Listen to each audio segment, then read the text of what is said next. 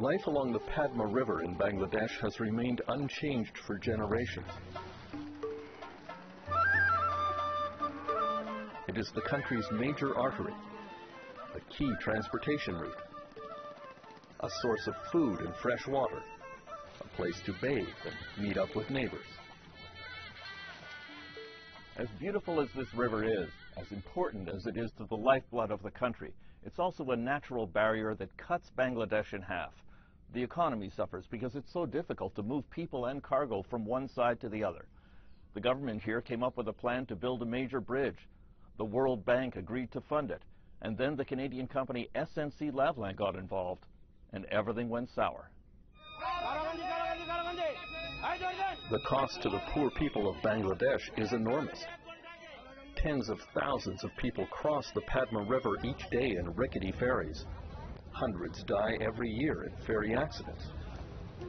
Moving cargo is even more treacherous. Buses and trucks piled high with produce are packed onto unreliable heavy boats that take a long time to load and unload.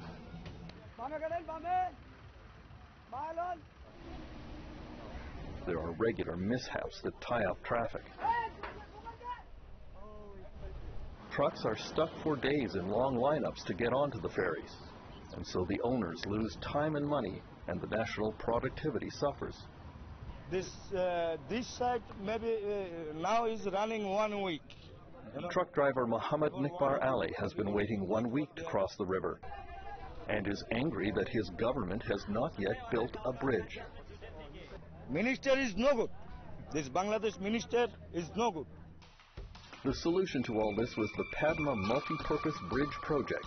An ultra-modern 6-kilometer-long span would allow trains and traffic to move smoothly across the country, saving lives and time and money, and providing a 20% boost in the national growth rate. The estimated cost of the project was almost $3 billion, with the greatest share of the funding coming from the World Bank. Prime Minister, so nice to meet you. In an exclusive interview, Bangladesh Prime Minister Sheikh Hasina told me the bridge project is crucial to the future of her country. Padma Bridge will enhance the economic activities of the southern Bengal, our business, our trade, and also communication.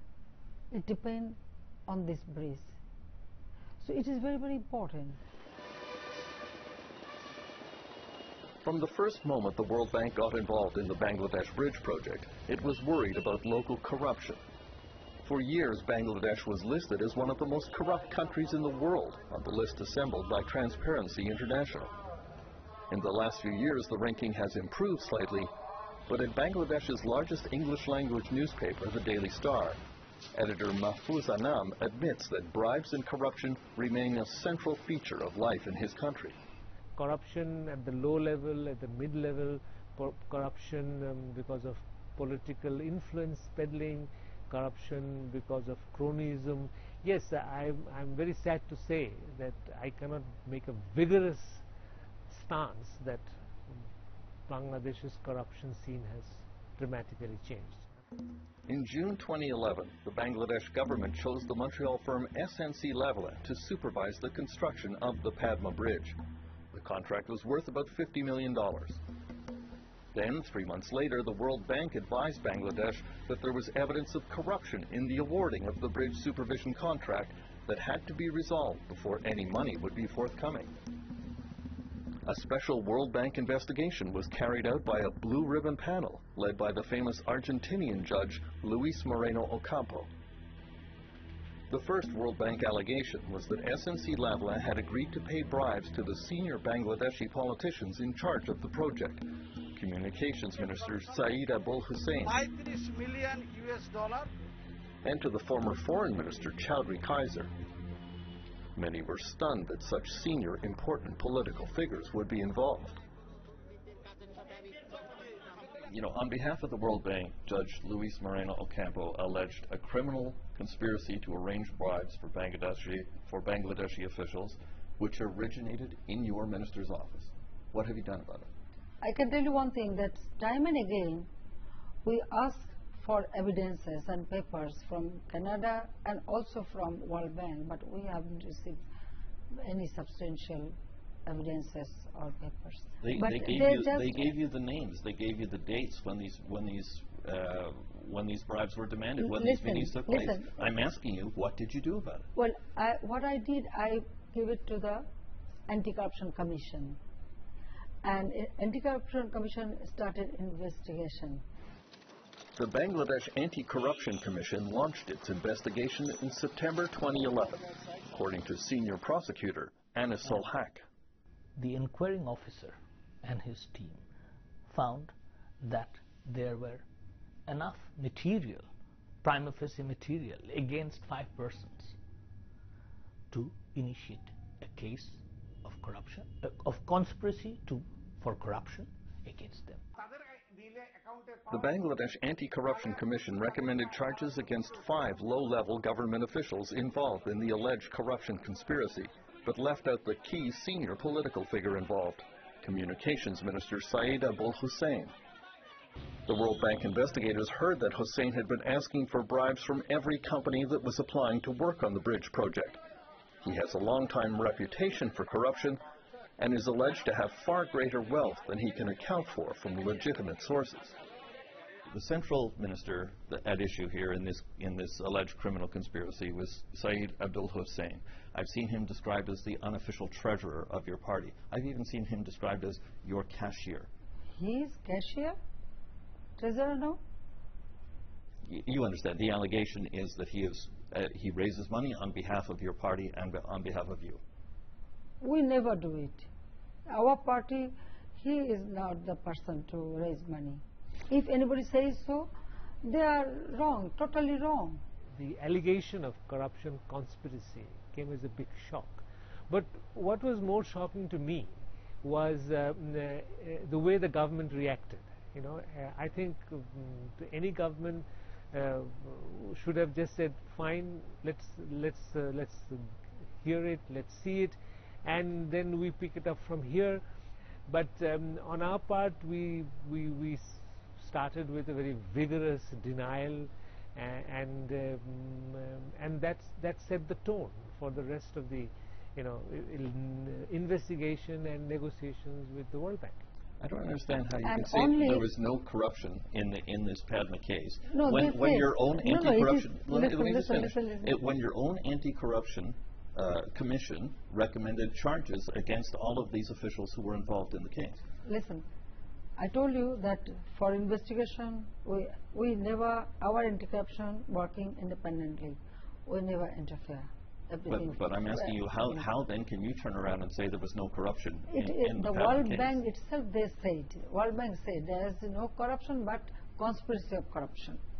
The defensive posture set a tone for the rest of the investigation. It was denial that nothing happened. Then, the government took the position that since there was no money actually exchanged, so there is no question of corruption. The RCMP raids the offices of Canada's largest engineering firm. Vice President of SNC Lavalin, who was arrested in Switzerland. Police think Saadi Gaddafi was bribed by 2 high-ranking employees of SNC Lavalin in exchange for contracts. In Canada in 2011, the SNC Lavalin company was already the target of a highly publicized bribery investigation involving Libya. When the World Bank called and asked the RCMP to examine the Bangladesh case, the Canadian investigation focused on the 2 SNC employees most involved. Former SNC Vice President Ramesh Shah and former SNC engineer Mohammed Ismail have now been charged under the Corruption of Foreign Officials Act with attempting to bribe Bangladeshi officials to obtain the Padma Bridge contract. The Bangladesh media has reported that an SNC bribe list included over $5 million for 5 recipients. One of the names on the bribery list is former Bangladesh Foreign Minister Chowdhury Kaiser. He denies any bribery conspiracy. Absolutely banal and bogus. In my presence, nothing of the sort was discussed. Why was your name on the list of people who would receive bribes? I will give you my mud hut and whatever little land and worldly position I have to get an answer to that. It intrigues me, it makes me very, very angry, and I'm also mystified. It's literally a storm in a teacup as far as I'm concerned. The Bangladesh Anti-Corruption Commission called in the named suspects in the bribery scandal for questioning, not only the former ministers Hussain and Chowdhury Kaiser, but the Prime Minister's nephew, Chowdhury Nixon. There were rumors of other members of the Prime Minister's family on the bribery list. You have been previously accused by the Anti-Corruption Commission of raising money through your sister, Sheikh. You know, here again it looks as if SNC-Lavalin was asked to pay money to your party, to your friends, to your family. Is that not so? No, it's absolutely wrong. All concocted. They could prove it. Last 2-3 years, could they prove it? No. The World Bank insisted that Communications Minister Saeed Abul Hussein be included among those charged, otherwise the bridge funding would be suspended. Sheikh Hasina refused and eventually announced that the bridge plan would proceed without the World Bank funding. Many believe that decision effectively cancels the project. Minister Hussein was allowed to quietly resign.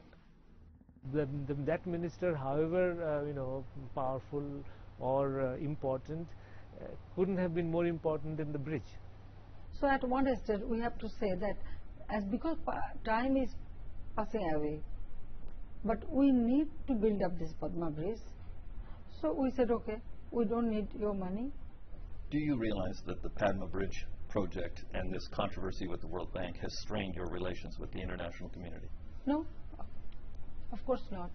Because other project with World Bank is going on smoothly.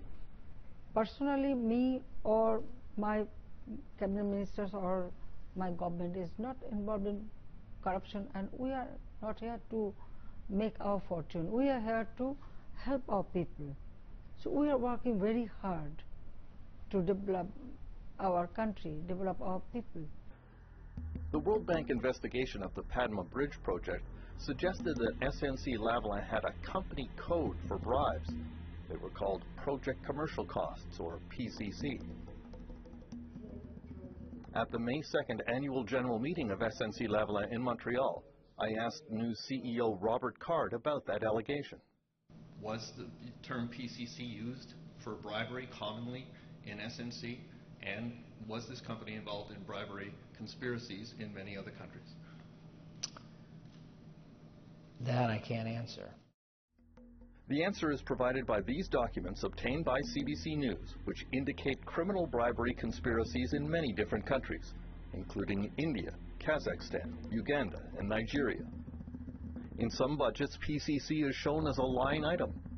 Some checks labeled PCC payment were signed by former SNC executive Kevin Wallace. Mr. Wallace is not facing any charges and refused to comment on the new evidence, but one of the defendants in the SNC Bangladesh case, Mohammed Ismail, agreed to look at the documents not related to his court action, which is covered by a publication ban. He confirmed that the company term PCC meant bribes. My mind is very clear. This thing says PCC, that means bribe. Where was it used in SNC? Was this widely used, this term? Why, everybody knows that open. International division is open from office secretary to senior position. Everybody use this term and all know what that means. SNC-Lavalin has already been banned from working on any World Bank projects for 10 years, and there is a widespread expectation that the company itself could soon face bribery charges and heavy corporate fines in a scandal that is only getting bigger. In Bangladesh, Prime Minister Sheikh Hasina has to hope that there will not be any more embarrassing information that comes out about intended bribes to her family and her government before national elections that are expected later this year.